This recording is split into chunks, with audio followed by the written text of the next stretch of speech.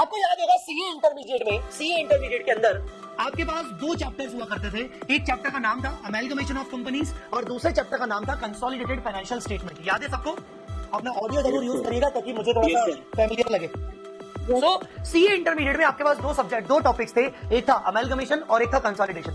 अगर थोड़ा सा सीए इंटर में जाएं, वापस जाएं थोड़ा सा 5 मिनट के लिए अगर जाएं, तो आप पता है आप क्या पढ़ते थे? टेक्निकली आप क्या पढ़ते थे पता है?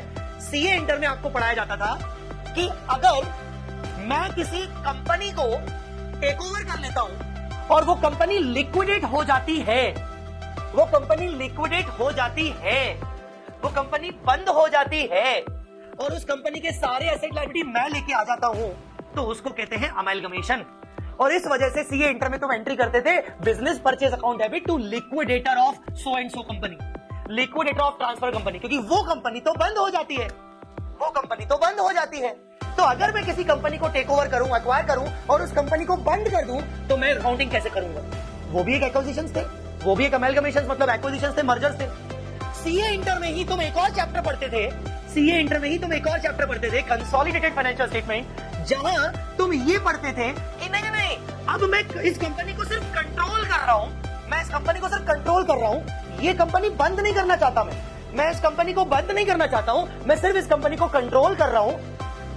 अगर झूठ मूठ में अगर ये कंपनी को मैं बंद कर दूं और इसके सारे एसेट लायबिलिटी अपने साथ मर्ज कर दूं, तो बैलेंस शीट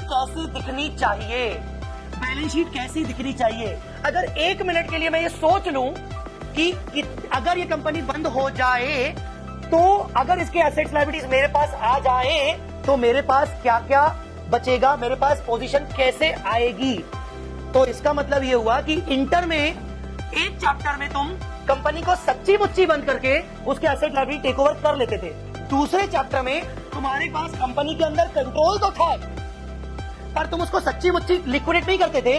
कंसोलिडेशन करते वक्त तुम ये सोचते थे कि अगर इसको झूठ मूठ में बंद कर दिया जाएगा, तो मेरी बैलेंस शीट में इसकी पोजीशन कैसी दिखेगी, हमारी पूरी ग्रुप की बैलेंस शीट कैसी दिखेगी मर्ज करने के बाद। अगर बंद कर दिया तो, क्योंकि मेरा ही कंट्रोल है, अगर मैंने इसके एसेट लायबिलिटी अपने पास लेके आ गया तो।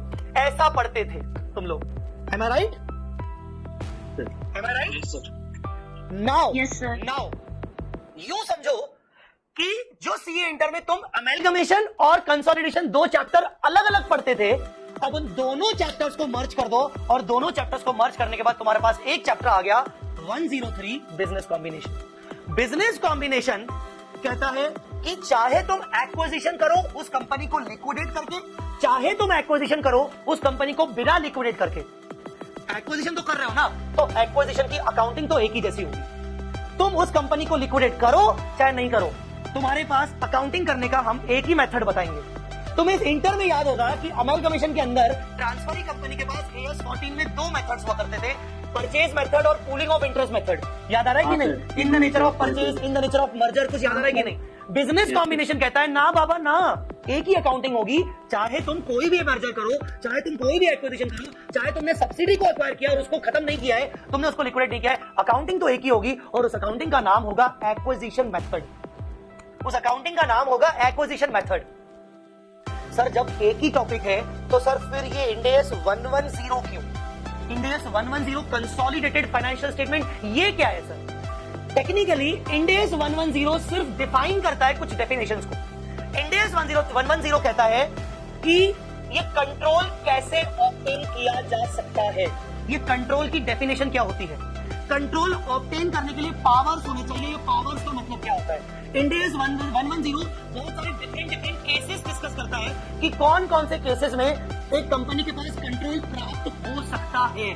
उसके बाद इंड AS 110 कहता है कि चलो अगर कंट्रोल प्राप्त हो भी गया, कंट्रोल कैसे मिलेगा, कंट्रोल को असेस कैसे किया जाएगा, पावर क्या होता है, ठीक है? और अगर कंट्रोल मिल गया तो फिर उस कंपनी को क्या अकाउंटिंग रिक्वायरमेंट, मतलब कंसोलिडेशन कैसे करना है, कैसे प्रोसीजर होगा, वो कैसे करना है, वो इंड AS 110 बताता है कि आपको कंसोलिडेशन करते वक्त कैसे कैसे मर्जर्स करने हैं, किस तरीके से आपको एसेट लायबिलिटीज को दिखाना है, वो 110 बताता है। कौन सी कंपनीज को हमें कंसोलिडेशन करने की जरूरत नहीं है, एक्सेप्शंस, कौन सी कंपनीज को कंसोलिडेशन करने की जरूरत नहीं है। इंड AS 110 इन्वेस्टमेंट एंटिटीज के बारे में बात करता है, अगर आगे चल के क्लासिफिकेशन बदल गया तो बात करता है, ये सब बात करता है। अच्छा सारी बातें तो इसमें हो गई, फिर 103 क्यों पढ़ रहे हैं? सुनो, 110 ने ये तो बता दिया कि कंट्रोल होता क्या है, कंट्रोल कैसे ऑब्टेन होता है। कंट्रोल ऑब्टेन करने के बाद अकाउंटिंग रिक्वायरमेंट क्या है। अब 110 बोलता है अकाउंटिंग रिक्वायरमेंट ये है कि तुम ना सब्सिडी, मैं सब्सिडी वर्ड बोलूंगा तो बहुत छोटा हो जाएगा, क्योंकि जरूरी नहीं ना कि मैंने उसको लिक्विडेट ना किया हो सकता है मैंने उसको लिक्विडेट कर दिया हो। एक काम करते हैं, वर्ड सब्सिडी को हटा देते हैं, अपन सब्सिडी बोलेंगे ही नहीं आज के बाद, हम बोलेंगे acquiree. Now there are two words, one is acquirer जो कंट्रोल प्राप्त कर रहा है, और दूसरा acquiree. Now there are two words, one is acquirer, one is acquiree. Acquiree can be liquidated, may not be liquidated, depend करता है। तो इंड AS 110 ने यह तो बता दिया कि अक्वायरी के अंदर तुम्हारा कंट्रोल कैसे हो जाएगा। कंट्रोल होने के बाद अकाउंटिंग रिक्वायरमेंट तुम्हें क्या फॉलो करनी है। अकाउंटिंग रिक्वायरमेंट में बोलता है तुम एक काम करना, अक्वायरी के सारे असेट अपनी असेट के साथ मर्ज कर देना, अक्वायरी के सारे लाइबिलिटीज अपनी लाइबिलिटी में मर्ज कर लेना, अक्वायरी के नॉन कंट्रोलिंग इंटरेस्ट को ही मर्ज कर देना, बस खत्म, गुड बाय, टाटा, जय माता दी। कैसे मर्ज करना है, किस वैल्यू पे मर्ज करना है, एनसीआई को कैसे रिकॉर्ड करना है, एनसीआई का मेजरमेंट क्राइटेरिया क्या होगा, असेट्स और लाइबिलिटीज को किस वैल्यू पे लेके आएंगे, परचेज कंसीडरेशन जो मैंने कंट्रोल पाने के लिए दिया था उसका मेजरमेंट रूल कैसे होगा, गुडविल का क्या ट्रीटमेंट होगा, गुडविल कैपिटल जब आएगा तो कैसे ट्रीट करेंगे, ये सारी बातें इंड AS 110 नहीं बताता, ये बताता है 103। सर कहना क्या चाहते हो? कहना ये चाहता हूं कि जितना भी प्रोसीजरल रिक्वायरमेंट्स हैं, प्रोसीजरल रिक्वायरमेंट्स, डेफिनेशंस, प्रोसीजर, ये सब भरी पड़ी है 110 के अंदर, पर हाउ टू अप्लाई, अप्रोच कैसे करना है, मेजरमेंट कैसे करना है, ये सब कुछ भरा पड़ा है 103 के अंदर। तो 103 और 110 को अलग अलग नहीं किया जा सकता है, कहीं ना कहीं ये दोनों स्टैंडर्ड साथ में मिलके ही लगाए जाते हैं। अगर आपको रिक्वायरमेंट चूज करना है, अगर आपको ये देखना है कि मेरा उस कंपनी में कंट्रोल है कि नहीं, आप 110 के पास जाओ। कंट्रोल है कि नहीं ये असेस करना है, 110 के पास जाओ। मुझे कंसोलिडेशन करना चाहिए कि नहीं करना चाहिए, 110 के पास जाओ। पूरे प्रोसीजरल रिक्वायरमेंट्स 110 के अंदर। कंसोलिडेशन कैसे करना चाहिए उसका प्रोसीजरल रिक्वायरमेंट 110 ने बता दिया है, पर कैसे करने के बाद हर एक आइटम को कैसे मेजर करना है, कौन कौन से मेथड्स अप्लाई करने हैं, इसके लिए आपको 103 के पास आना पड़ेगा। इन शॉर्ट, स्टूडेंट के पॉइंट ऑफ व्यू से अगर बात करूं तो 110 एक theory topic, theory, complete theory topic, and 103 is a complete practical oriented topic. मतलब थ्योरी पोर्शन अगर हम पढ़ेंगे तो वो 110 में पढ़ेंगे, और अगर पूरा प्रैक्टिकल पार्ट पढ़ेंगे तो 103 में पढ़ेंगे।